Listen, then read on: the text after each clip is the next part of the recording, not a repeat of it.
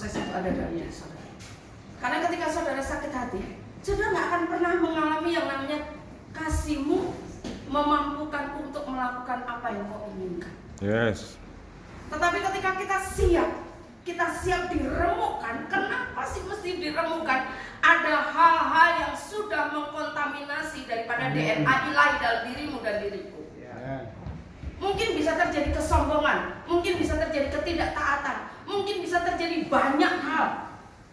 Dan itu Tuhan tidak suka. Maaf ya, saya harus sampaikan. Saya dikasih tema Pak Gem, ini tema dari pusat. Saya kok nggak nyambung-nyambung ya. Udah berdoa, model puasa, model jungkir balik, berdoa, penyembahan semalam suntuk, nggak nyambung-nyambung. Tapi ketika tadi saya duduk, saya dapat sesuatu.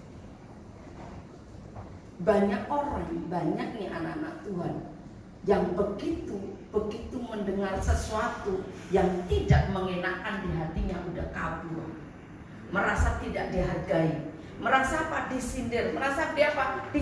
Disinggung, merasa dia apa kan? Banyak hal. Sehingga apa? Hati kita terkontaminasi oleh kepahitan, kebencian, kedengkian, amarah dan lain sebagainya. Tetapi saya mau sampaikan, tahun ini Tuhan janji next level. Amin. Amin. Yes. Tandanya apa? Kasihmu memampukanku untuk melakukan seperti yang Tuhan inginkan. Orang next level, saya sudah dapat penglihatan bahwa Tuhan itu naik di atas tangga, kemudian kita di bawah, tangan Tuhan terulur. Tinggal bagaimana respon saudara. Mau nggak dinaikin levelnya? Kalau saudara masih tersinggung, masih marahan, masih ngambekan, saudara nggak akan bisa mengalami naik level. Tetapi ketika saudara apa ya? Legowo, berbesar hati. Sabar itu ada batasnya. Tapi ketika kita ikhlas nggak ada batasnya.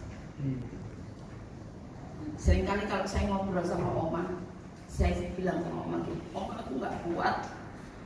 Oma bilang gini, coba kamu legowo, coba kamu berbesar hati. Karena Tuhan tuh nggak ngomong gini loh, aku ngasih beban kamu melebihi kekuatanmu kan. 1 Korintus 10 ayat 13, Tuhan memberikan yang mengizinkan pencobaan itu tidak melebihi kekuatan kita. Jadi ketika kita berbesar hati menerima apa yang Tuhan izinkan terjadi atas hidupmu dan hidupku, maka kita akan mengetahui jejak Tuhan dalam hidup kita.